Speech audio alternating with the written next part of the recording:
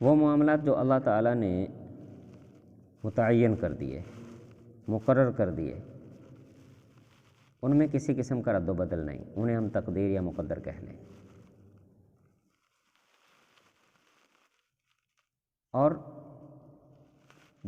بعض چیزیں اللہ تعالیٰ نے انسان پر چھوڑ دی، انسان انہیں اختیار کرے، تو اس کے مطابق پھر انسان پر آگے حالات پیش آتے ہیں۔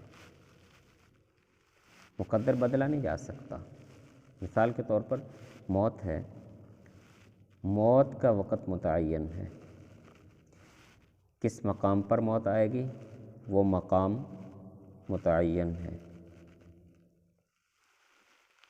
کن حالات میں آئے گی وہ متعین ہے۔ اب نصیب اس میں کیا ہے کہ وہ موت انسان کے لیے سعادت بنے گی یا ہلاکت بنے گی۔ اب یہاں پر انسان کی نیت، انسان کے اعمال، اس کی محنت، اس کی دعائیں، اب یہ ساری چیزیں اس میں شامل ہو کر اس موت کو ایک انسان کے لیے سعادت بنا دیتی ہیں،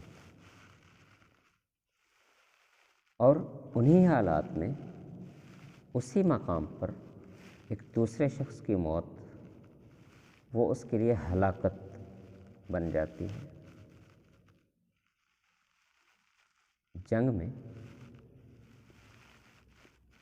دو آدمی اس دنیا سے چلے گئے، ایک سعادت کے ساتھ اور دوسرا ہلاکت کے ساتھ۔ ایک کے لیے وہ موت سعادت بن گئی اور دوسرے کے لیے ہلاکت بن گئی۔ فرق کس چیز کا رہا اس میں؟ ان کے اعمال کا، ان کی نیتوں کا، وہ کس نیت سے وہاں پر موجود تھے، ان کے اعمال کیا تھے، اللہ تعالیٰ کے ساتھ ان کے معاملات کیا تھے۔ اب یہ ہوتا ہے نصیب۔ حضرت امام حسین رضی اللہ تعالی عنہ کی شہادت بظاہر اسے اگر دیکھا جائے تو کتنی دردناک ہے، لیکن ان کی نیت، ان کے اعمال، اللہ تعالیٰ کے ساتھ ان کا تعلق، ان کا مقصد، ان کی اس دردناک شہادت کو سعادت بنا دیتا ہے۔ یہ ایک چھوٹی سی مثال میں نے آپ کے سامنے رکھی ہے کہ کیسے مقدر کو خوبصورت نصیب میں بدل دیا گیا۔ اسی طرح انسان کا رزق ہے، اس کی مقدار متعین ہے، جو متعین مقدار ہے دنیا کی کوئی طاقت اسے بڑھا نہیں سکتی اور کوئی طاقت اسے کم نہیں کر سکتی۔ اب آگے انسان کی محنت، اس کی نیت، اس کے معاملات، اس کے اعمال اسے حلال اور حرام بنا دیں گے۔ وہ اپنے مقدر کا رزق اس نے کس ذریعے سے حاصل کیا۔ اب یہ جو حلال اور حرام ہے یہ اس نے اپنا نصیب خود بنایا ہے، ورنہ اگر حلال ذرائع استعمال کرتا تو یہ انہی ذرائع سے اسے مل جاتا، کیونکہ اس کا مقدر تھا، اس سے کم نہیں ہو سکتا تھا، اور اس کی محنت نے اسے زیادہ نہیں کر لیا، ہاں حرام کر دیا۔ پھر ایک شخص کے مقدر کا رزق تھوڑا ہے، وہ شکر گزاری کے ساتھ چلتا ہے اللہ تعالیٰ کے ساتھ، اور اس تھوڑے سے رزق میں سے اللہ تعالیٰ کو قرض حسنہ دیتا ہے، اللہ کے راستے میں خرچ کرنا شروع کر دیتا ہے گنجائش بنا بنا کر۔ تو جب وہ اللہ تعالیٰ کے ساتھ یہ معاملہ کرتا ہے تو وہ اس کا نصیب اسے ملنا شروع ہو جاتا ہے جو اس نے اللہ تعالیٰ کے ساتھ معاملہ کیا۔ وہ ظاہری طور پر اس کا وہ رزق بڑھنا شروع ہو جاتا ہے۔ اب یہاں پر بعض اوقات یہ ہوتا ہے کہ شیطان انسان کے دل میں ڈالتا ہے کہ یہ تیری محنت ہے، تو نے یہ کام کیا، یہ محنت کی اس لیے تجھے ملا۔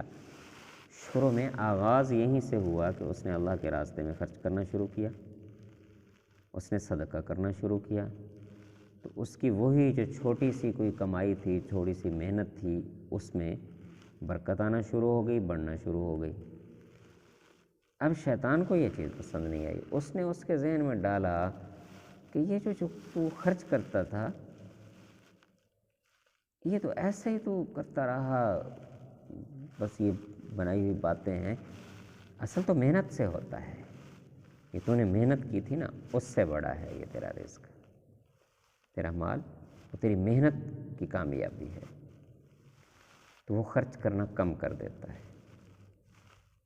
جب تنگی تھی تو خرچ کر رہا تھا، اب وسعت آئی تو اب خرچ کرنا کم کر دیا، اب یہ دوبارہ واپس اپنی اسی تنگی کی طرف لوٹنا شروع ہو جاتا ہے۔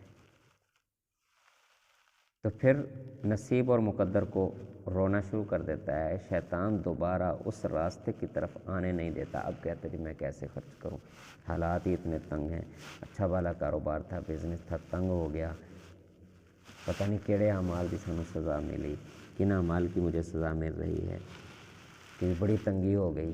اصل میں معاملہ یہی ہوا کہ جس معاملے کی وجہ سے اس کے رزق میں اس کے نصیب کو کھولا گیا تھا، وہ معاملہ اس نے بند کر دیا۔ اب واپس وہ اپنے مقدر پر آ کے کھڑا ہو گیا، اب وہاں پہ رونا پیٹنا اور ناشکری شروع کر دی اس نے۔ اسی طرح ہم زندگی میں جتنا بھی غور و فکر کرتے جائیں، ایک سے ایک مثال آگے بڑھتی ہے، ہمیں ملتی چلی جائے گی۔ ایک شخص اپنے والدین کے ساتھ رہتا ہے، والدین کی خدمت کرتا ہے، والدہ کے ہاتھ کی پکی ہوئی روٹی کھاتا ہے، اور ساتھ ساتھ کوئی محنت کر رہا ہے، کوئی کام کر رہا ہے، مزدوری کر رہا ہے، کوئی بھی بزنس کر رہا ہے، جاب کر رہا ہے۔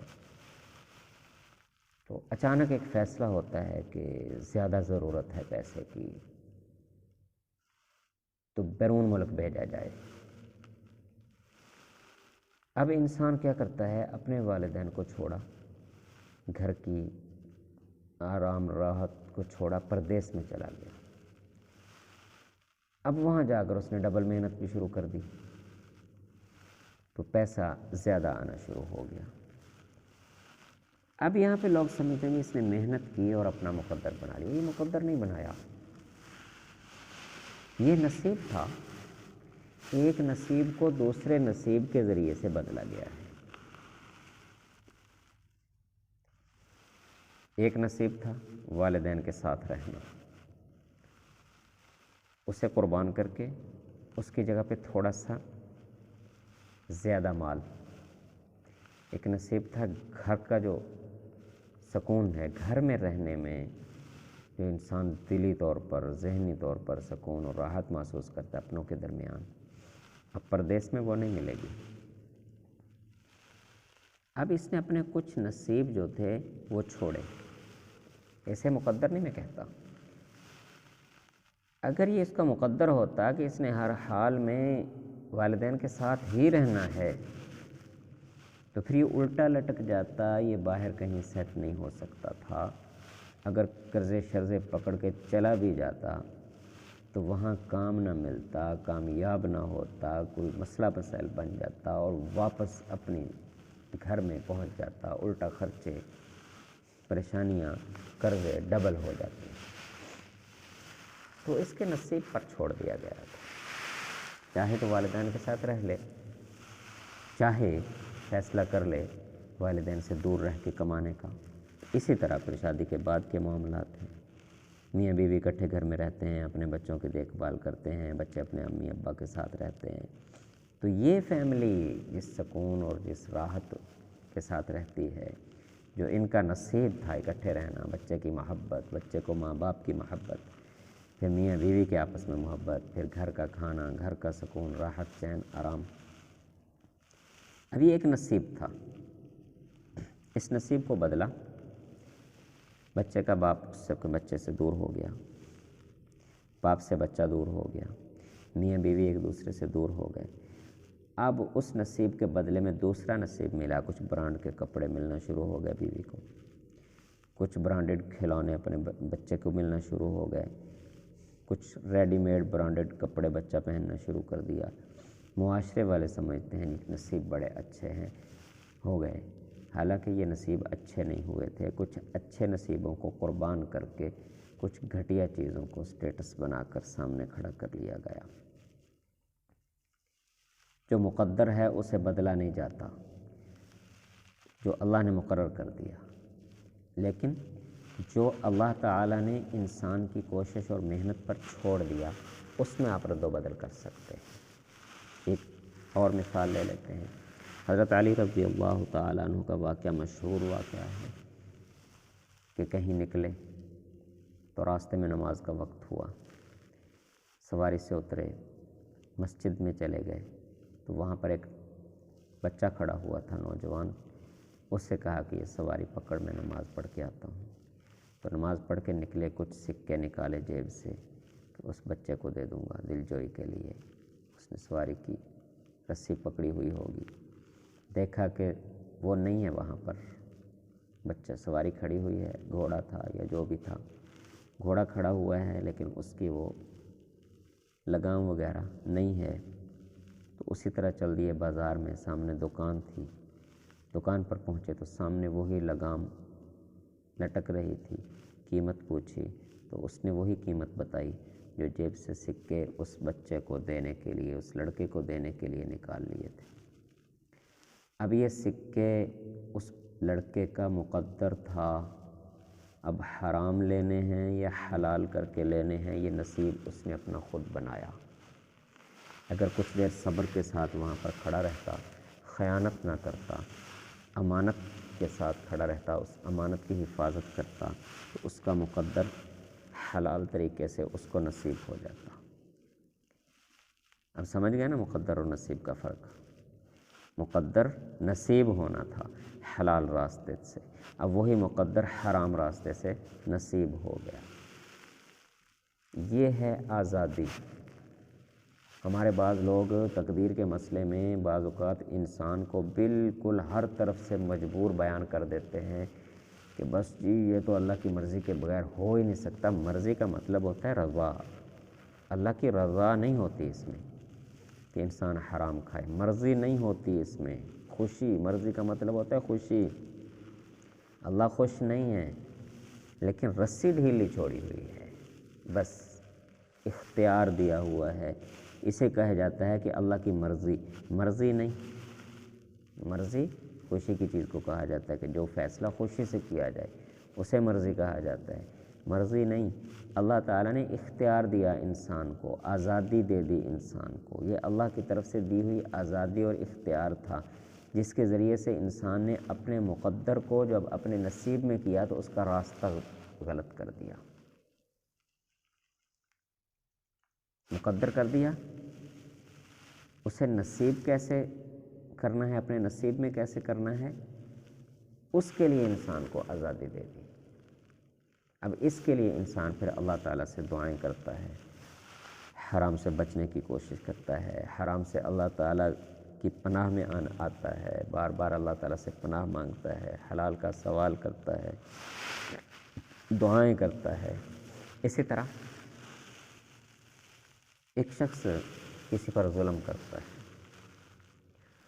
اس ظلم کے بدلے میں اس کے نصیب میں کوئی پریشانی اور مصیبت اور پکڑ لکھ دی جاتی ہے، وہ اس پریشانی اور پکڑ کے آنے سے پہلے وہ توبہ کر لیتا ہے، سچی اور پکی توبہ کر لیتا ہے، حقدار کو اس کا حق لوٹانے کی کوشش کرتا ہے تو وہ اس سے ہٹا لیا جاتا ہے۔ اسی طرح بعض اوقات والدین کے کسی عمل کی وجہ سے، کسی نافرمانی کی وجہ سے ان پر کوئی مصیبت یا پریشانی لکھ دی جاتی ہے، لیکن وہ بچے کی پرورش کر رہے ہیں، کوئی ایسا عمل ان کا چل رہا ہے کہ اس کی وجہ سے وہ ان پر سے اللہ تعالیٰ اپنا فضل کر کے اسے ہٹا دیتے ہیں۔ یہ بعض اوقات انسان کے اپنے کیے ہوئے اعمال کی وجہ سے اس پر کوئی پریشانی یا مصیبت آنے والی ہوتی ہے، اللہ تعالیٰ اپنے کسی فضل سے، کسی وجہ سے اس پر سے اسے ہٹا دیتے ہیں۔ تو یہ مقدر نہیں ہوتا، مقدر جو ہے وہ متعین ہے، وہ موت ہے، وہ رزق ہے، یا بعض اوقات کسی کے لیے کوئی مصیبت بھی مقرر ہوتی ہے،